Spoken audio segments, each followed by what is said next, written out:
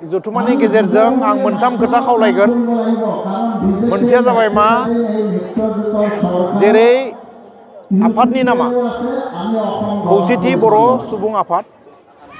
बर'फोरखौ जितु समाज संस्कार और जितु জাতীয় চেতনাবোৰ गुरुदेव कालीचरण ब्रह्मफ्राय आरम्भ হৈছে বুলি আমি ক'ব বিচাৰো তা তিনি উনাও ইয়াৰ পিছত আমাৰ যিবিলাক প্ৰবাদ পুৰুষ আছে যিবিলাক ৰাজনীতিবিদ আছে रूपनाथ ब्रह्मफ्रा आरम्भ কৰি পেলাই শৰণ নাৰ্জাৰী বা প্ৰমোদ চন্দ্ৰ বড়ো বিশিষ্ট ব্যক্তিসকলে বড়ো জাতি উত্তৰণৰ কাৰণে তেওঁলোকে বহুতো কাম কৰিছিল আৰু আজি প্ৰেক্ষাপট পাইছে আৰু আমাৰ জাতীয় চেতনা আৰু সমাজ সচেতন লগতে যিবিলাক ব্যক্তি আছে তেওঁলোকৰ নেৰানেপেৰা চেষ্টা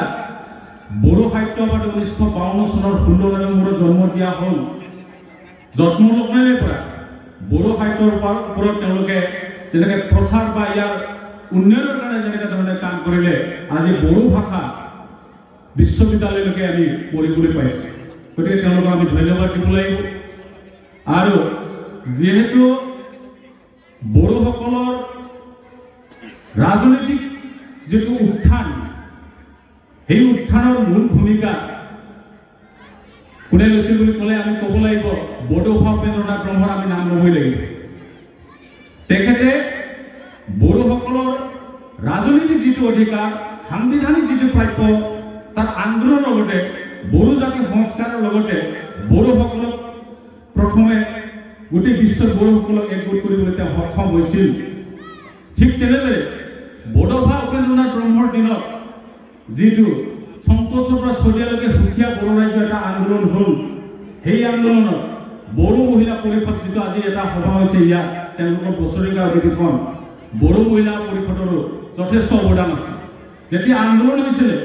এই আন্দোলনত যেতিয়া পুলিচ মিলিটাৰী গাঁওবিলাকত আছিলে ডেকা ল'ৰাবিলাকক ধৰিবলৈ গৈছিলে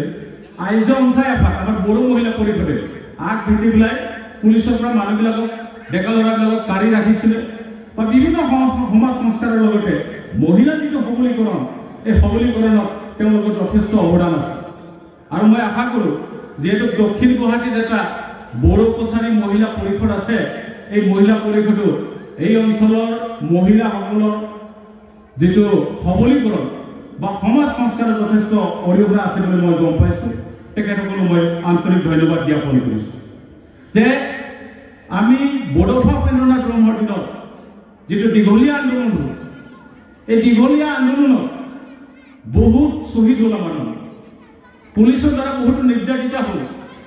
বহু মহিলা নিৰ্যাতিত হ'ল তাৰ বিনিময়ত কি হ'ল আমাৰ প্ৰথম BSc চুক্তি হ'ল BSc চুক্তি হোৱাৰ পিছত BLPৰ দিনত BTC চুক্তি হ'ল এই চুক্তি দুখনে কিন্তু বৰ্তমান বৰ্তি থকা বিটিআৰ অঞ্চলৰ 4খন জিলাকে সামৰি আছে বৰ্তমান 5খন হৈছে আগত 4খন জিলাহে আছে এই 4খন জিলাৰ বড়োসকলৰ আৰ্থ-সামাজিক শৈক্ষিক বা সামাজিক বিভিন্ন দিশত তেওঁলোকে উন্নয়ন কাম কৰিব পাৰিছে কিন্তু আমি চিন্তা কৰিম যে বিটিআৰৰ বাহিৰত বৰ্তমানৰ 10 লক্ষাধিক বড়ো জনগণ থাকিব 22খন জিলা শদিয়াৰ পৰা ধুবুৰীলৈ আৰু আপোনালোকৰ এই দক্ষিণ অঞ্চলত গোৱালপাৰা আপোনালোকৰ কামৰূপ নগাঁও মৰিগাঁও গোলাঘাট এই বিভিন্ন অঞ্চলত 10 লক্ষতকৈ অধিক বড়ো মানুহ থাকি গ'ল আমি চিন্তা কৰিম আমাতকৈ কম জনসংখ্যা থকা যিবিলাক জনগোষ্ঠী আছে জনজাতীয় লোক আছে তেওঁলোকক সকলোকে স্বায়ত্ব শাসন দিয়া হ'ল এটা স্বশাসন দিয়া হ'ল এই স্বশাসন দিয়াৰ বিনিময়ত কিন্তু আমি কি হ'ল বিটিটিৰ বাহিৰত আমি কি হ'ল আমি এই 10 লক্ষাধিক বড়ো মানুহে বঞ্চিত হৈ থাকিব লগা হ'ল এই বঞ্চিত হৈ থকাৰ কাৰণে 22খন জিলাত আমাৰ যিমান নেকি বড়ো বুদ্ধিজীৱীসকল আছিল সেই বুদ্ধিজীৱীসকল মিলি তেওঁ চান্দাৰী নগৰত তেওঁলোকৰ আলোচনা হ'ল আলোচনা মৰ্মে এটা সিদ্ধান্ত হ'ল যে বিটিটিৰ বাহিৰত যিহেতু আমি 10 লক্ষাধিক বড়ো মানুহ আছোঁ আৰু বিটিটিৰ বাহিৰৰ মানুহে যিহেতু বিটিটিৰ নামত বঞ্চিত হৈ আছে কিছুমান সুযোগ সুবিধাৰ পৰা তাক আদায় কেনেকৈ কৰিব পাৰে তাক এটা চিন্তা কৰি পেলাই 2014 চনৰ 18 জুলাই তাৰিখে এই সংযুক্ত বড়ো গণমঞ্চটো আমাৰ বৰ্তমানৰ BKWC মাননীয় মিহিৰেশ্বৰ বসুমতাৰীক সভাপতি লৈ আৰু এটা সময়ৰ প্ৰাক্তন ছাত্ৰ নেতা নিখিল বড়ো ছাত্ৰ সন্থাৰ কৰ্মী গাম্বাৰু মুছাহাৰী সাধাৰণ সম্পাদক লৈ পেলাই সংযুক্ত বড়ো গণমঞ্চ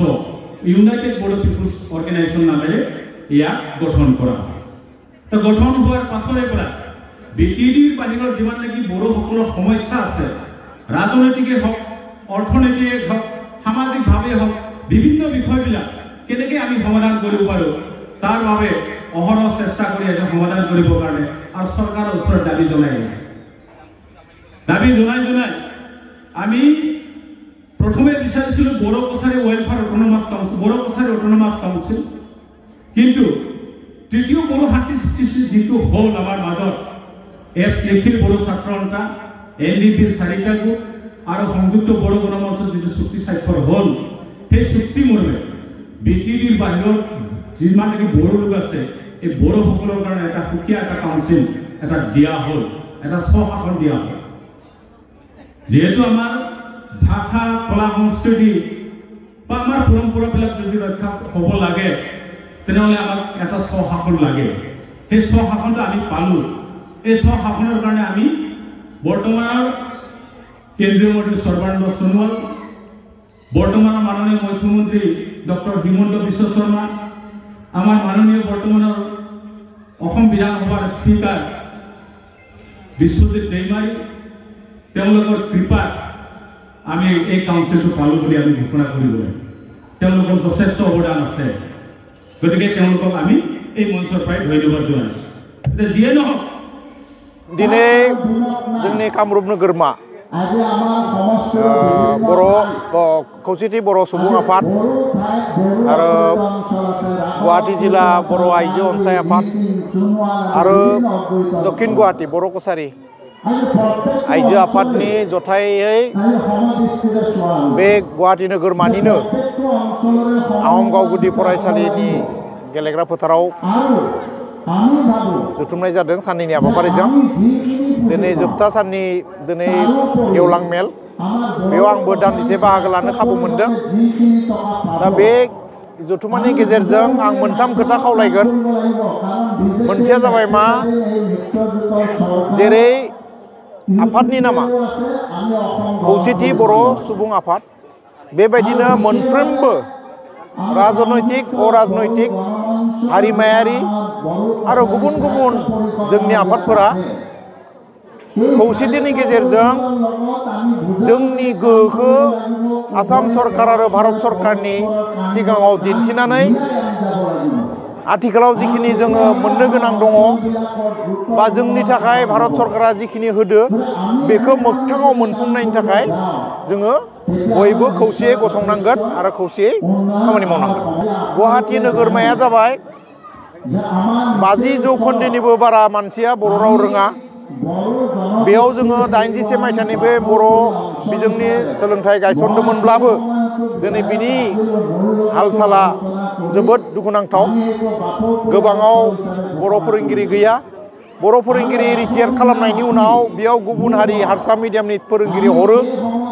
दा बेफोरबायदि जाथाया जाबाय थादो। बे जाहाथे जाया बेनि थाखाय आं खावलायगोन सरकारखौ आं दाबि खालामदों जे मोनसेबो बर' बिजोंनि माने फरायसालिया जाहाथे फोरोंगिरि गैयालाफानो थैलाङा, मोननांगौ सुबिदानिफ्राय जाहाथे थैलाङा।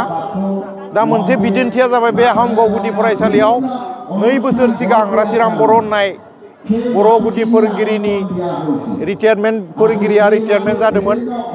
नाथाय बिनि जायगायाव 2 बोसोर फोरोंगिरि होआखैमोन। बावैसो सासे फोरोंगिरि हरदोंमोन हारसा बिजोंनि। बेखौ जोङो गुवाहाटी जिल्ला बर' थुनलाइ आफाद, गुवाहाटी जिल्ला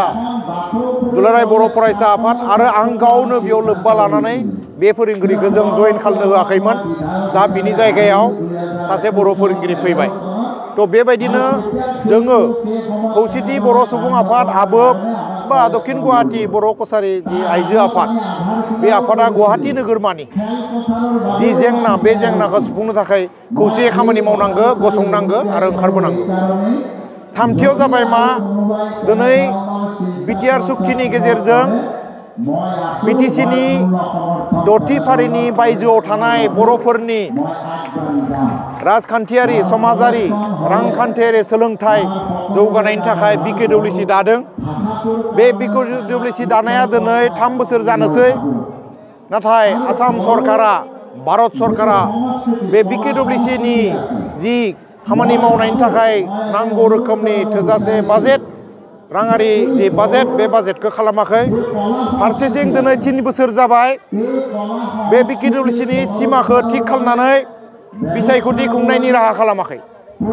थ' दिनै आङो रायजोआरि बेयाव खावलायदों आसाम सरकारखौ जे दिनै आसामनि बयनिख्रुइ माने गोख्रों आरो हर सान खामानि मावग्रा मानिनां गिबि मन्थ्रि डक्टर हिमन्त बिश्व शर्माया आसामनि गोबां जौगाथायनि थाखाय हाजार हाजार कौटिनि बाजेट फोसावदों आरो दा अन्थाइ खाम्फा गायसननो जागायजेनदों फैगौ 19हालागै जौगानायनि गंगा बोहैहोनो होनना फोसावदों नाथाय दिनै जों नुदों जे BKWCनि थाखाय थांनाय 2 बोसोर जालांबाय बावैसो आं मिथिबाय थांनाय 2 बोसोराव मात्र 13 कौटि रां अनसुंथाइ होनाय जादों बे 13 कौटिजों बराक भेलिनिफ्राय धुबुरीसिम सिमेन्ट सापरिनिफ्राय जोंनि रानिसिम गुवाहाटी नोगोरमानि रानिसिम जौगानो थाखाय बे 13 कौटि थाखाया 13 कौटि थाखाया जेबो नङा बेनिखायनो आं खावलायगोन आं सासे गुवाहाटी बासि हिसाबै बिटिसिनि बायजोआव थाग्रा सासे जों सुबुं हिसाबै आं खावलायगोन जे मानिनां गिबि मन्थ्रि डक्टर हिमन्त बिश्व शर्मा बिथाङा फैगौ फेब्रुवारि आरो मार्चआव जानो गोनां आसाम बिधान सभानि आसाम आयेन आफादनि बाजेट जुथुमायाव खमब्लाबो BKWCनि थाखाय 250 कौटि रां बाजेट खालामगोन होननानै जोङो मिजिंथिदों आरो दाबि खालामदों जुदि बेखिनिखौ खालामनो हायाब्ला BKWCनि जौगानाया खौरां बिजोङावल' जागोन सोरनिबा खुगायावल' जागोन BKWCआ जेबो मावनो हानाय नङा बे बेलायाव 3थि बर' सुक्तिनि माने मुंसाइगिरि हिसाबै 3थि बर' सुक्तिनि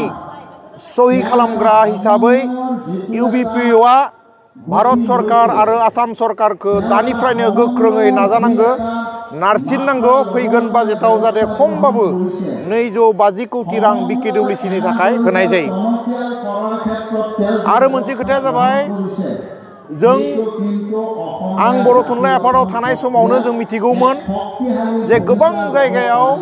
बर' बिजोंनि फोरोंगिरि गुदि गेजेर आरो गोजौ फरायसालियाव फोरोंगिरिफोर रिटायारमेन्ट जादों नाथाय बे रिटायारमेन्ट जानायाव दिनै हारसा मिडियामनि हारसा फोरोंगिरि हरदों जायनि थाखाय बर' बिजोङाव फोरोंनो बिसोर हायाखै बिदिन्थि महरै जोंनि BKWCनि गाहाय मावख' सिमेन्ट सापरि सानजारि नोगोरनि SB बर' हाइ स्कुलाव सासे नङा सानै नङा 8 बर' बिजोंनि रिटायार पेकेटाव हारसा फोरोंगिरि हरदों जायनि थाखाय बिसोरो दिनै बर' बिजोंनि फरायसालियाव फोरोंनो हायाखै बेबायदि जाबाय थायोब्ला बर' बिजोङा सानबेसे थांना थागोन गुवाहाटी नोगोरमायाव बिनि थाखायनो बर' बिजोङा बायदों सम मथे स्कुल प्रभिन्सियेलाइज खालामाखिसै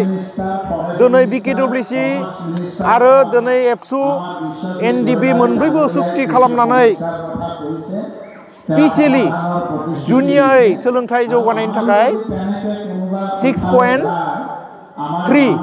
क्लजखौ सोनाय जादों नाथाय जोंनि मेगन सिगाङावनो मानिनां आसाम आयेन आफादनि बुंथिगिरि मुस्रि बिश्वजित दैमारिनि न' सेराव थानाय बिहुराम बर' LP स्कुला दिनैसिम आसाम सरकारा प्रभिन्सियेलाइज खालामाखिसै दिनै खालामा गाबोन खालामा गोबाव जानाय लोगो लोगोनो जानो हागौ बे फरायसालियाबो गाबोन बायना थागोन मानोना साख्रिया जुदि रेगुलार जायाब्ला प्रभिन्सियेलाइज जायाबा बे फोरोंगिरिया सम मथे थांनो हाया सम मथे फोरोंनाय नङा जायनि थाखाय बे फरायसालियाबो बायगोन बे आहमगावआबो बायनो लामा लाबायमोन नाथाय गुवाहाटी जिल्ला बर' थुनलाइ आफाद गुवाहाटी जिल्ला एबसु आरो जों बिनि सांग्रां रायजोफोरा जुजिनायनि उनाव जोङो नैथि पस्ट बर' बिजोंनि फोरोंगिरिखौ मोननो हाबाय आरो बे आहमगाव गुदि फरायसालिया थांनानै थासिगोन। थिग बेबायदिनो खेराइकुसियाव दक्षिण गुवाहाटी बर' एम इ स्कुल गायसनदोंमोन। बेबो सम मथे प्रभिन्सियेलाइज खालामैनि थाखाय सरकारा फोरोंगिरि होयैनि थाखाय बायनानै थाबाय। बेबायदि गंसेनि उनाव गंसे BKWC नि आन्दाराव BTC नि बायजोआव बर' बिजोङा बायजोबनो हमबाय। बे बर' बिजोंफोरखौ फोथांफिननायनि थाखायबो BKWC UBPO आबोब आरो गासैबो जातीय दल संगठन बर' थुनलाइ आफाद बयबो गोख्रोङै खामानि मावनांगौ। आरो बे बेलायाव आसामनि मानिनां गिबि मन्त्रि आरो सोलोंथाइ मन्त्रि बिथांमोनखौ बावैनो गोख्रोङै नारसिननो थाखाय आङो दुलाराय बर' फरायसा आफाद आरो बर' थुनलाइ आफादखौ आङो गुरैयै खावलायो।